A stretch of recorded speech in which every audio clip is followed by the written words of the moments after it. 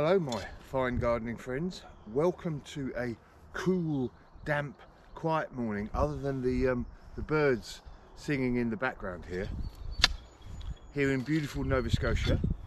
I'm in the orchard.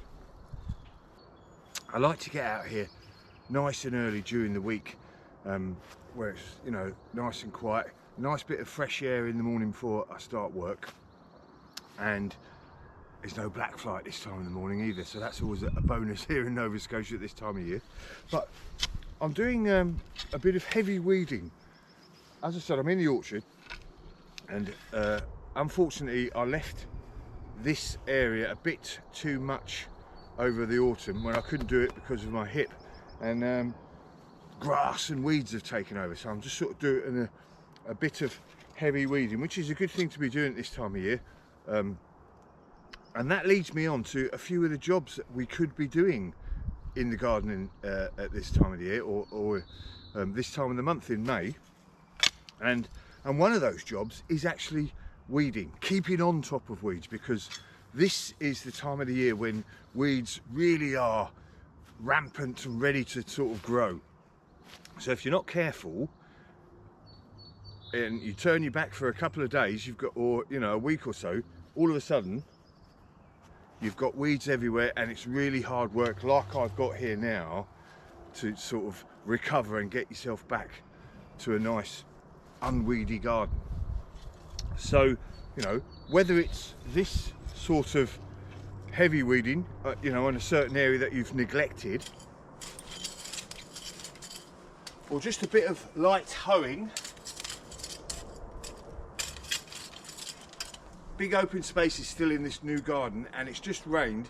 Perfect conditions for your weeds to sort of start popping up everywhere. So, you know, just getting out there with a nice Dutch hoe like this, and you can just lightly run it over the surface where you can see a few different weeds here and there.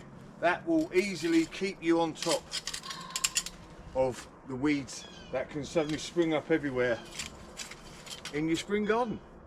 Definitely keeping on top of your weeding is imperative in springtime, otherwise they'll take over, and you know, it'll be depressing. Rather than, you know, having beautiful flowers all over your garden, you'll have weeds, which is no bad thing if you like weeds, but I don't particularly. And also getting on top of your weeds as well, get them into the compost heap. Lots of greenery into the compost heap, lots of nitrogen sort of plants at this time of year is great for your composting. So keep on top of your weedings. Oh, that's the old Frederick the pheasant in the background there, I think. So on the subject of weeding, a weed doesn't actually have to be a weed, does it? It can be, what do they say? It's a plant somewhere it shouldn't be. Something like that anyway. I've got valerian growing in my garden, normally at the back of the garden. Lovely, great big 6 foot tall plant that lovely white flowers, and a strangely, I don't know if it's a nice smell or not, sometimes it is, sometimes it isn't, but I do love the plant. It's a really good doer, grows in, you know, in any conditions, but it's a bit of a thug. You know, if you let it go to seed, it will pop up everywhere, and then, like weeds, it will quickly take over. So, you know, don't be afraid. Just because it's a flower doesn't mean it's not a weed. So you can either dig it up, put it somewhere else, or dig it up and stick it in the bin. Great food for the compost bin at this time of year. So don't be afraid to cull in the garden. So obviously one of the great joys of the spring garden are the daffodils and then the tulips that come after them. Spring is a great time to take stock of those daffodils and the spring garden in general, and see where places where it's missing. You know, where I've got good tulips, sorry, I've got good daffodils all around here, but as you can see on that side, they've completely disappeared.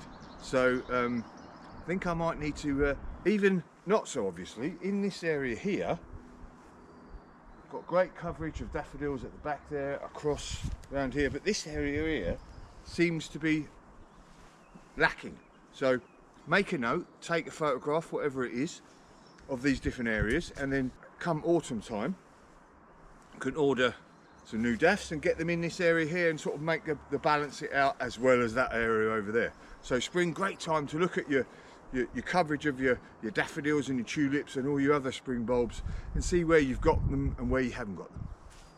So obviously, depending on where you are in the world, or depending how far your garden has come on at this time of year now, in Nova Scotia we've got a good amount of growth starting to come up here. The lupins are coming up nicely, and the poppies, etc., are starting to get on a good growth.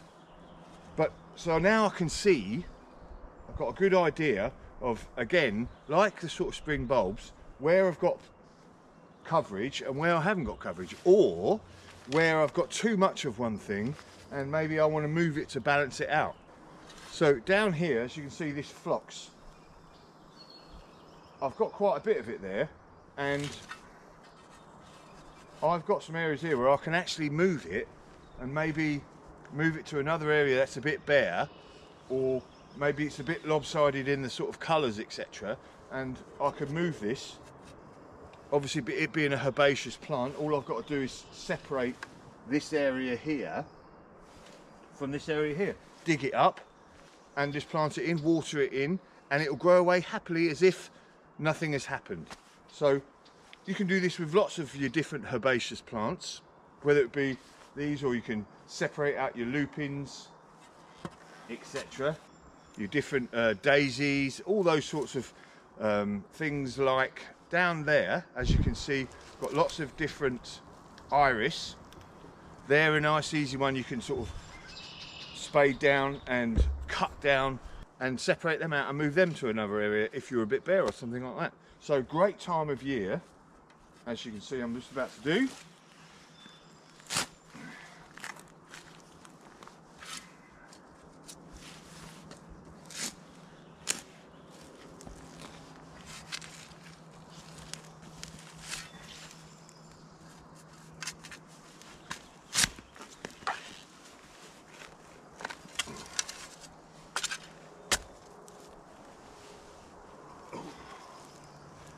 To move this phlox, I've got a few black-eyed Susans in there as well, which I don't really want, but I can separate actually another little phlox plant out as well. So there, I've got a nice growth there, and that can go in another area of the garden that I feel is a bit lacking.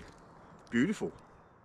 May is a good time to be planting out your summer flowering bulbs and corms, and all things like that, like gladioli, dahlias, cannas, etc. Here in Nova Scotia we've probably got just about another month's chance of frost. There's always a very slim chance after that, but really sort of like the first week in June there's always a chance, if there's a full moon around there, of being a frost. But most, if you plant out these gladioli bulbs that I've got here, they'll be okay. They won't really sort of come up before that, but they'll get themselves settled in. I like to, things like dahlias, I like to pot them up and grow them on in a pot first before putting them out, because if you put them out too early, slugs and snails love dahlias, so there's a chance they'll have them away. So I always like to give them a chance in a pot first before putting them out. But beautiful gladioli, lovely showy blooms in the summertime. That they are absolutely lovely, and I love getting them out. So I'm going to put a load of gladioli in sort of, again, bare spots around the flower beds, and they'll give me lots of showy blooms. I also put some in a cut flower bed that I have, and then I can literally cut them for the vase throughout the summer, hopefully. So I'm going to put these in now. I normally plant them in 3s or 5s, the odd number, and it should be good. plant them nice and deep, and otherwise you've got to stake them. So, oh, here we go. Oh, there's a few black fly around now. That's always nice, isn't it? There we go. Summer flowering bulbs.